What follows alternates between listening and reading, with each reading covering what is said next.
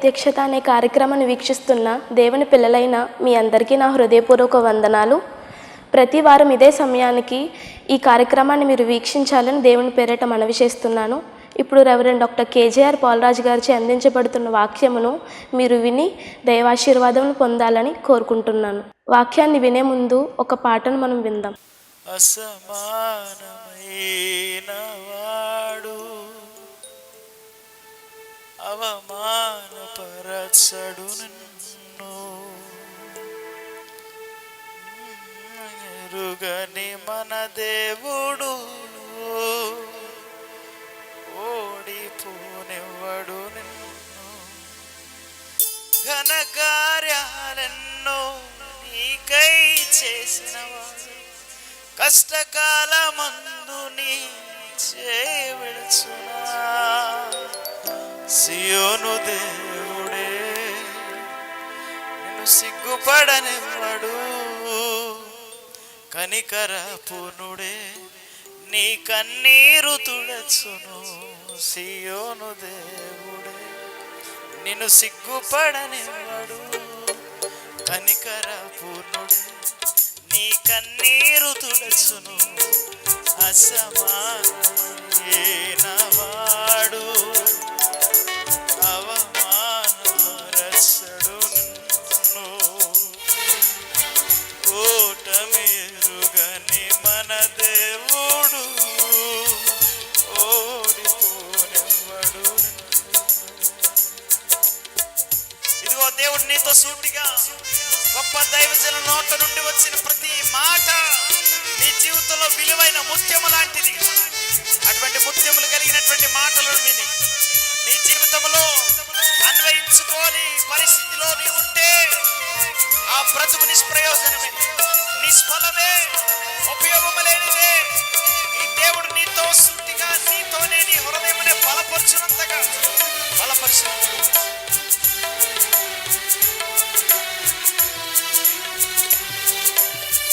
ఒంటరి పోరాటం విసుగురెగినా, పొందిన పిలుపే భారమైపోయినా,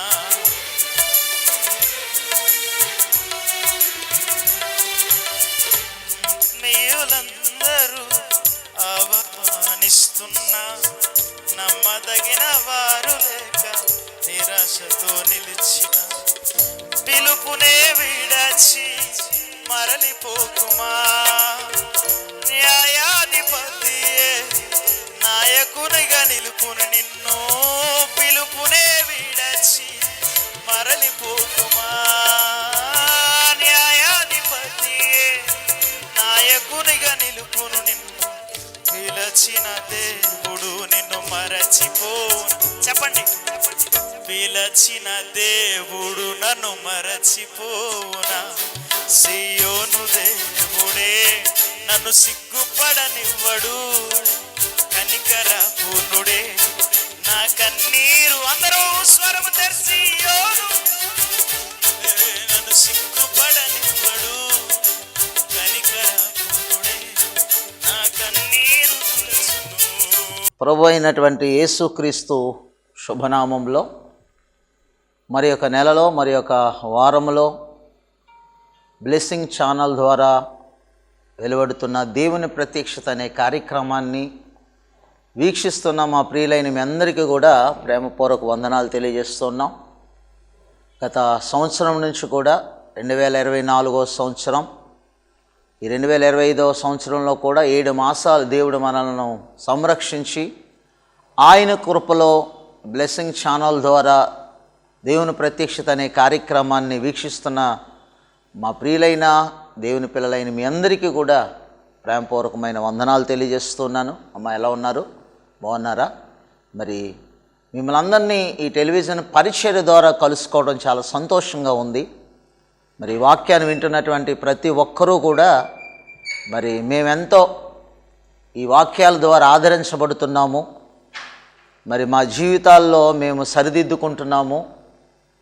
అలాగే ఎన్నో తెలియనటువంటి మర్మాలను మేము ఈ దేవుని ప్రత్యక్షత అనే కార్యక్రమం ద్వారా వింటా వస్తున్నాము అని వారి యొక్క బాధలు, సమస్యలు కూడా చెప్పి ప్రార్థన చేయించుకుంటున్నా ఉన్నారు. మంచిది. మీ అందరి కొరకు మేము ప్రార్థన చేస్తున్నాం. మరి మా ప్రార్థన టీం వారు, మా సంఘ బిడ్డలు కూడా ప్రార్థిస్తూ ఉన్నారు. మరి ఇంతవరకు కూడా సంవత్సరం మీద 7 నెలలు మరి దేవుని పరిచర్య ఈ టెలివిజన్ ద్వారా అందిస్తూ ఉన్నాం. మిమ్మల్ని మేము ప్రేమపూర్వకమైనటువంటి రిక్వెస్ట్ కోరాలని ఆశపడుతూ ఉన్నాను.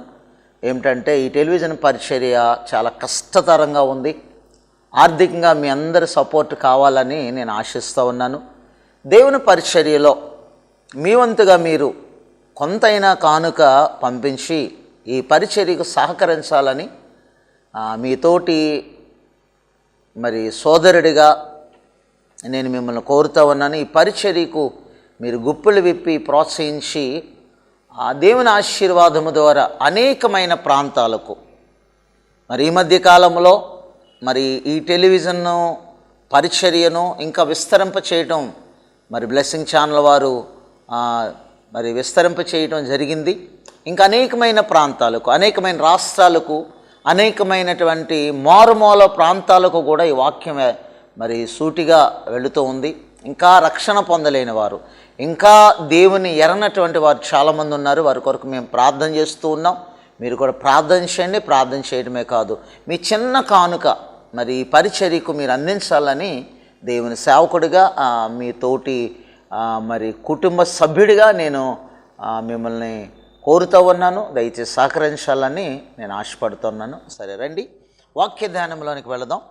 పరిశుద్ధ లేఖన భాగంలో నుండి కీర్తనల గ్రంథము 1వ అధ్యాయము 1వ వచనం నుండి మరి 3 వచనాల వరకు మనము చదవగలిగితే ఇక్కడ ప్రాముఖ్యమైన మాటలు మరి మనం చదవగలుగుతాం. ఏమిటి ఈ మాటలు అంటే మరి 3 వచనాల్లో చాలా శ్రేష్టమైన మాటలు మనకు కనిపిస్తున్నాయి. ఒకటి, దుష్టుల ఆలోచన చొప్పున నడువక, పాపుల మార్గమున నిలువక, అపహాసకుల చోటున కూర్చుండక, యెహోవా ధర్మశాస్త్రమునందు ఆనందించుచు దివారాత్రము దాన్ని ధ్యానించువాడు ధన్యుడు.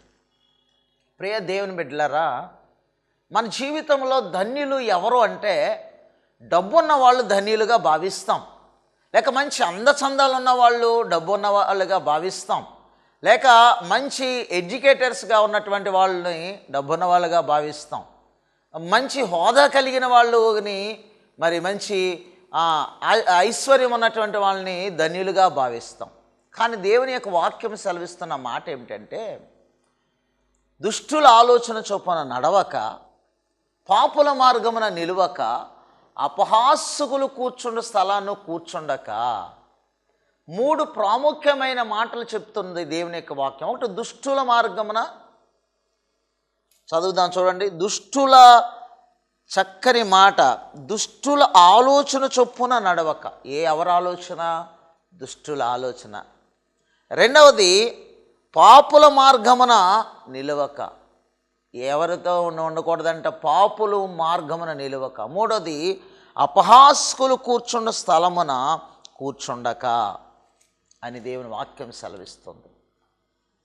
అలాగా ఉండని వాడు యెహోవా ధర్మశాస్త్రమందు ఆనందించుచు దివారాత్రము దాన్ని ధ్యానించువాడు ధన్యుడు.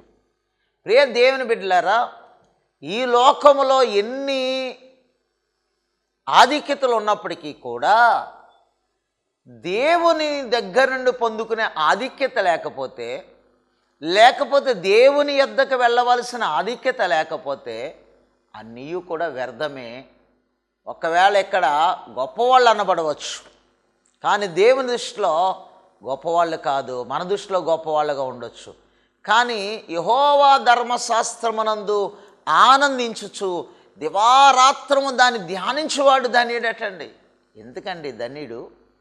ఆలోచన చేస్తే ఆ ధన్యత దేవుని దగ్గరికి వెళ్ళడానికి గొప్ప యోగ్యతను కలిగించేది.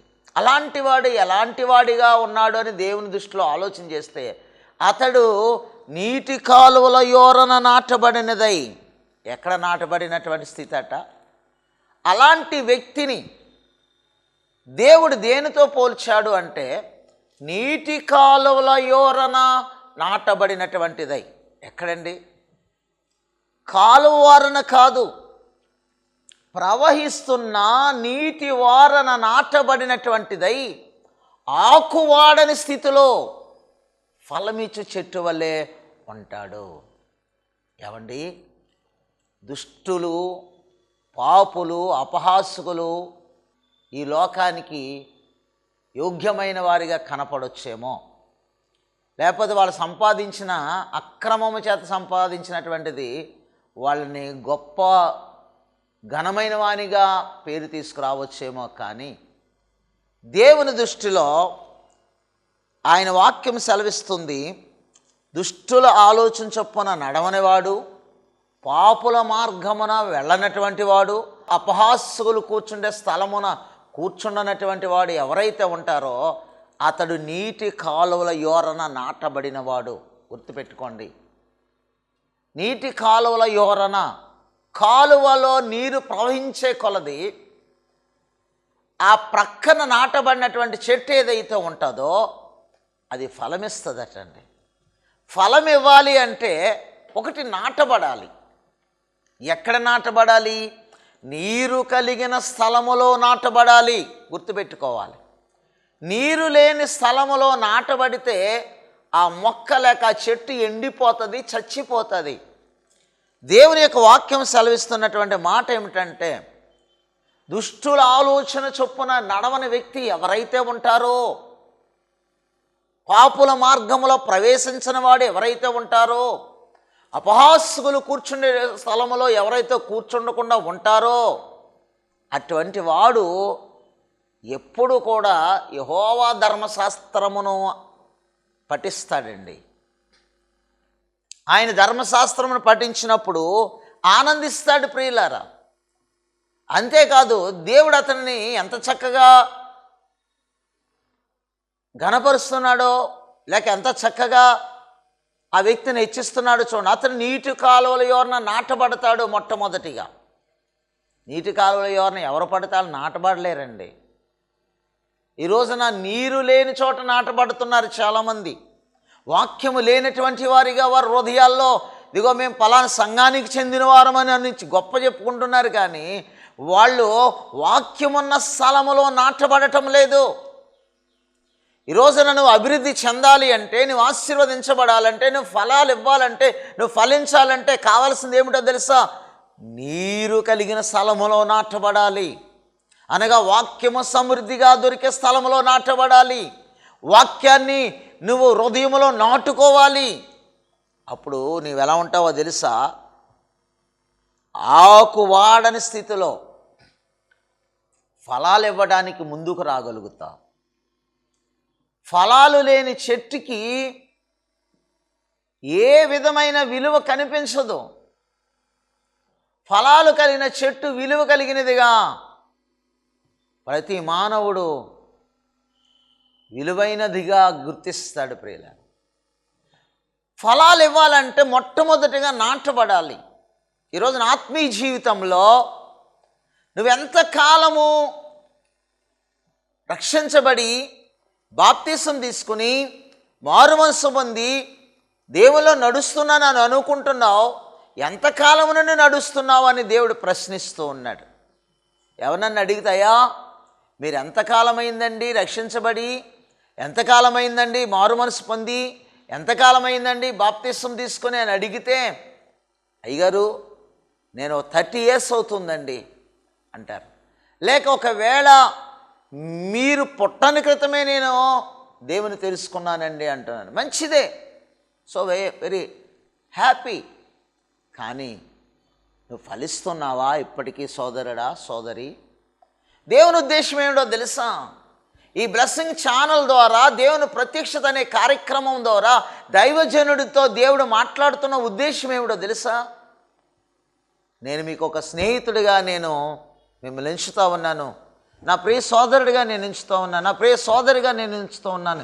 ఈరోజు దైవజనుడిలో నుండి దేవుడు మాట్లాడుతున్నాడంటే నువ్వు ఫలించాలి. ఫలించడానికి కొన్ని ప్రధానమైనటువంటి సూత్రాలు ఉన్నాయి. ఫలించడానికి కొన్ని ఆధిక్యమైనటువంటి పనులు ఉన్నాయి. ఒకటి, నాటబడాలి సుమా. నాటబడకపోతే తేలిపోతావు.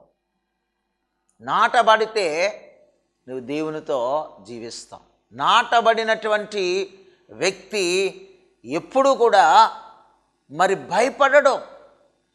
నాటబడినటువంటి వాళ్ళు ఫలించాలని ఆశ కలిగిన వారిగా ఉంటారు. నాటబడినటువంటి వారు వాడిపోకుండా ఓడిపోకుండా ఉండడానికి ప్రయత్నం చేస్తారు. నాటబడినటువంటి వాళ్ళు ఎప్పుడూ కూడా ఆ యొక్క ఆహారాన్ని తీసుకుంటూ ఉంటారు. ఈ రోజున భక్తి ఎలా ఉందయ్యా అంటే, నాటబడలేనటువంటి వారి జీవితాన్ని పరిశీలిస్తే భక్తి ముసుగులో ఉన్నట్లుగా ఉన్నారు తప్ప నిజమైన భక్తి కలిగిన వారిగా లేరు. నిజమైన భక్తి కలిగిన వారిగా లేరు. ఈ లోకములో అనేక మంది మరి ధన్యులుగా మనము భావించవచ్చు. కానీ దేవుని దృష్టిలో ధన్యులు ఎవరయ్యా అంటే, దేవుని ధర్మశాస్త్రమునందు ఆనందించేవాడు. దేవుని ధర్మశాస్త్రం దివారాత్రములు కూడా దాని యందు ఆనందించి ధ్యానించేవాడు ధన్యుడు. ఈ రోజున ప్రియ స్నేహితుడా, మనలో మన మాట, నువ్వు బైబిల్ చదివి ఎంతకాలమైంది? స్నేహితుడా, సోదరి, నువ్వు బైబిల్ చదివి ఎంతకాలమైంది? ఎన్ని నెలలైంది? ఎన్ని సంవత్సరాలైంది? ఎన్ని వారాలైంది? పఠిస్తున్నావా? ధ్యానిస్తున్నావా? లేక ఆదివారం మందిరానికి వెళ్ళేటప్పుడు ఆ బైబిల్ గబగబా తీసుకుని దాని మీద ఉన్న దుమ్ము దులిపేసి తీసుకెళ్ళిపోతున్నావా? అసలు దైవజనుడు రెఫరెన్స్ చెప్తుంటే అది ఎక్కడుందో కూడా నువ్వు గమనిస్తున్నావా? ఆదికాండం ఒకటి తెలుసు, ప్రకటన గ్రంథం ఒకటి తెలుసేమో, మిగిలినటువంటి మధ్యలో ఉన్న పుస్తకాలు ఎక్కడ ఉంటున్నాయో కూడా నీకు తెలుసా? చదువుతున్నావా? ఈరోజు నేను ఒక స్నేహితుడిగా అడుగుతూ ఉన్నా, దివారాత్రులుగా ధ్యానించేటువంటి వాడు ధన్యుడు. ఈరోజున ఆహారం తినేవాడు ధన్యుడు. ఆహారం తింటే బలపరచబడతాడు. ఆహారం తింటే పని చేయగలుగుతాడు. ఆహారం తింటే ఎదుగుతాడు. ఆహారం తింటే బ్రతుకుతాడు. ఈరోజున ఆత్మీయ జీవితంలో కూడా దేవుని వాక్యాన్ని నీవు తినగలిగిన రోజున నువ్వు బ్రతుకుతావు. బ్రతికినటువంటి నీవు ఫలించడానికి ముందుకొస్తావు. ఫలిస్తున్నావా? గత సంవత్సరం అలానే ఉన్నావా? అంతకుముందు సంవత్సరం కూడా అలాగైనా ఉన్నావు. ఈ సంవత్సరం 7వ నెల గడిచిపోయి 8వ నెలలోకి వచ్చేసాం. అలానే ఉన్నామేమో. ఈరోజు దేవుడు నిన్ను హెచ్చరిస్తున్నాడు. నీ జీవితంలో నీవు ఎప్పటికైనా ధన్యుడు కావాలని దేవుడు కోరుకుంటున్నాడు. అతడు నీటి కాలువల యోర్న నాటబడినదై ఆకు వాడక తన కాలమందు ఫలమిచ్చు చెట్టు వలె ఉండును. ఫలమిచ్చే చెట్టు ఉండాలండి. ఫలాలు కలిగిన చెట్టును ప్రతి ఒక్కరూ కూడా మరి ప్రేమిస్తారు. నువ్వు దేవుని చేత ప్రేమించబడుతున్నావా? యజమానుడు వచ్చి ఒకానొక సందర్భంలో 3 ఏండ్ల నుండి నేను ఈ యొక్క మరి చెట్టును ఫలాలు వెదకొచ్చుచున్నాను, కానీ ఏమి లేవంట, ఫలాలు లేవంట. ఆ చెట్టుని యజమానుడు ఎంత ప్రేమించాడో ఆలోచన చేయండి. 1 సంవత్సరం కాదు, 3 సంవత్సరాల నుంచి కూడా మనసు పెట్టుకుని వస్తున్నాడు. నేను నాటిన చెట్టు ఫలించి ఉంటుంది ఈ సంవత్సరం. ఈ సంవత్సరం ఫలాలు కాసి ఉంటుంది. ఆ ఫలాలు నేను ఆస్వాదించాలి, ఆ మధురమైన ఫలాలను నేను సేకరించాలి అని యజమానుడు తన తోటలోనికి వచ్చినప్పుడు ఆ చెట్టట మోడు బారిపోయినట్లుగా ఉందట. పోనీలే బలం సరిపోలేదని 2వ సంవత్సరం కూడా దాని మీద ప్రేమ ఇంకా పెంచుకొని ఇంకా దానికి బలమైన ఆహారం ఇచ్చాడట. అయినా నో యూస్. 3వ సంవత్సరం కూడా వచ్చినప్పుడు యజమానుడికి బాధ కలిగిందంట. ఏమండి, అంతగా పెంచి పోషిస్తున్న దేవుడు ఇదిగో నీకు మంచి ఆరోగ్యం ఇచ్చి నీ పనిపాట్లు నువ్వు చేసుకునేటువంటి డ్యూటీకి కానీ ఇతరతర పనులు కానీ నీ ఉపాధి కొరకు దేవుడు నీకు మంచి ఆయుష్నిచ్చి ఆరోగ్యంనిచ్చి దేవుడు నీకు ఎంతో మేలు చేస్తున్నప్పుడు నువ్వు ఫలించకపోతే ఆయనకి ఎంత బాధ అండి, ఎంత బాధ. ఈరోజు దేవుని ఉద్దేశం ఏమిటంటే, ఈ యొక్క దేవుని ప్రత్యక్షత అనేటువంటి కార్యక్రమం నుండి నీకు అందించేటువంటి సందేశం ఏమిటంటే, నువ్వు ఫలించాలి ఈ సంవత్సరం, నువ్వు అభివృద్ధిలో నీకు రావాలి ఈ సంవత్సరం, ఫలమిచ్చే చెట్టు వలె ఉండాలి. నీ సంఘంలో నువ్వు ఫలమిచ్చే చెట్టు వలె ఉండాలి. నీ సంఘములో నువ్వు ఎదిగిన చెట్టు వల్లే ఉండాలి. నీ సంఘమును ప్రోత్సహించడానికి నీ యొద్ద ఫలాలు కావాలి. అది దేవుడు కోరుకుంటున్నాడు సుమా. నీ సంఘములో ఎవరో ఫలిస్తూ ఉంటే ఆయన వాళ్ళని చూసి ఆనందపడతాడు. నీవు ఫలించాలని ఇంకా కోరుకుంటున్నాడు. వాళ్ళకంటే ఎక్కువగా ఫలించాలని దేవుడు కోరుకుంటున్నాడు. ఈరోజు దేవుని ఉద్దేశం నీవు నెరవేర్చాలి ప్రియ స్నేహితుడా, సోదరు. అతడు నీటి కాలువల యోరన నాటబడిన. నువ్వు ఎక్కడ నాటబడ్డావు? ఎక్కడ నాటబడ్డావు ప్రశ్నించుకొకసారి. ఎక్కడ? లోకములోనా, దేవుని మందిరములోనా? లోకములో నాటబడితే దేవుని మందిరములో ఎదగలేవు. మందిరానికి వచ్చాం కదా, కానుకేసాం కదా, వెళ్ళిపోయామనేది కాదు. ఈ రోజున నేను నీకు ఒక స్నేహితుడిగా సూటిగా మాట్లాడుతూ ఉన్నా. నువ్వు ఫలించలేని స్థితిలో ఉండటం వలన నీ భార్య దుఃఖంగా ఉంది, నీ బిడ్డలు దుఃఖపడుతూ ఉన్నారు, నీ కుటుంబము కూడా అష్టకష్టాలు అంటామే, అలాంటి పరిస్థితిలో ఉన్నాము. నేను జాబ్ చేస్తున్నాను కదా, నెలకి 1,000 రూపాయలు తెస్తున్నాను కదా నువ్వు అనుకుంటున్నావు, కానీ అవి చిరిగిపోయిన సంచిలో లేక జేబులో వేసిన దానితో సమానమైపోతాము. 50,000 తేవచ్చు, 40,000 తేవచ్చు, 20,000 తేవచ్చు, సరిపోతూ ఉన్నట్టుగా ఉండొచ్చు. ఎన్నో సమస్యలు. కారణం ఏంటో తెలుసా? దేవునిలో ఫలించకపోవటమే. నువ్వు దేవునిలో ఫలించడం అంటూ జరిగింది అంటే నీకు తెలియకుండానే గొప్ప ఆశీర్వాదాలు నీ వెంట వస్తాయి, నీ ఇంటిలోనికి వస్తాయి. ఫలించాలని దేవుని ఉద్దేశం. ఎక్కడ నాటబడితే ఫలిస్తామో తెలుసా? నీటి కాలువల యోరన నాటబడినటువంటి స్థితి. నీటి కాలువల యోరన నాటబడాలి. అది ప్రవహించేటువంటి నీరది. ఆ కాలువ గుండా ఇదిగో ఎగువ నుండి అలా నీరు ప్రవహిస్తూ ప్రవహిస్తూ ప్రవహిస్తూ ప్రవహిస్తూ వెళుతుంది. కనుక ప్రవహించేటువంటి ఆ నీటి కాలువ యోరన ఉండాలి. మురిగిపోయిన నీటి కాలువ దగ్గర కాదు, ప్రవహించని నీటి దగ్గర కాదు. ఈరోజు దేవుని యొక్క వాక్యము నీకు దగ్గరగా వస్తుంది. లెమ్ము తేజరిల్లుము, వెలుగు నీ కొరకు వచ్చి ఉన్నదని దేవుని యొక్క వాక్యం సెలవిస్తుంది. నువ్వు లేవగలిగితే ఇదిగో దేవుని మందిరంలో నాటబడాలి, దేవుని సన్నిధిలో నాటబడాలి. నీ హృదయం నిండా దేవుని వాక్యం ఉండాలి, దేవుని పాటలు ఉండాలి, ప్రార్థన ఉండాలి.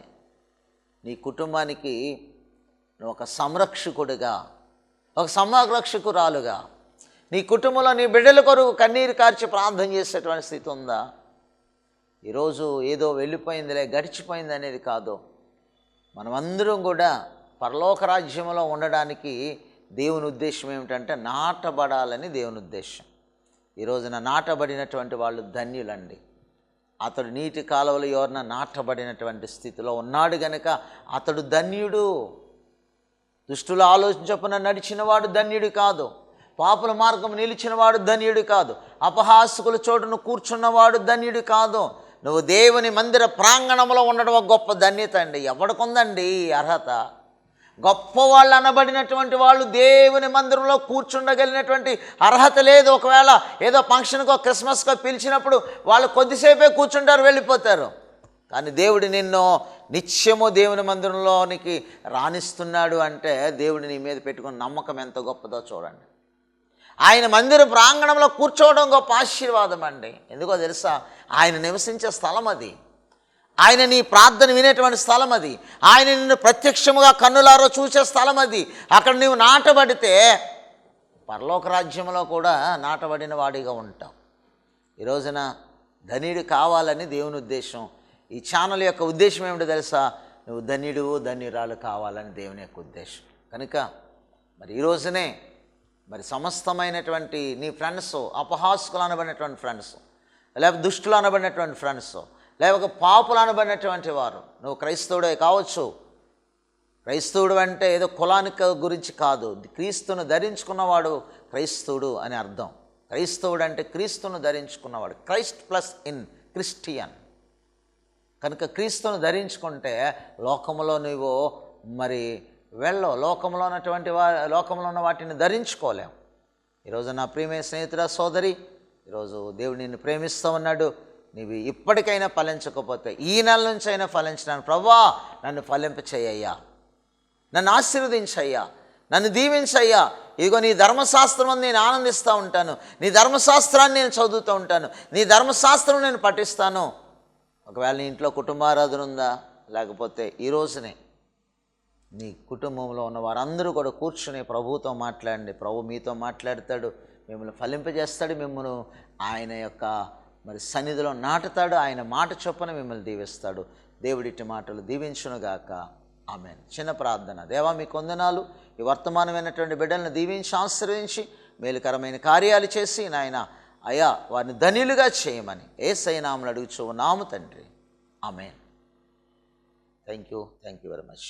ఇప్పటి నుండి నీ కళ్ళు చూచును దేవుని కార్యాలు.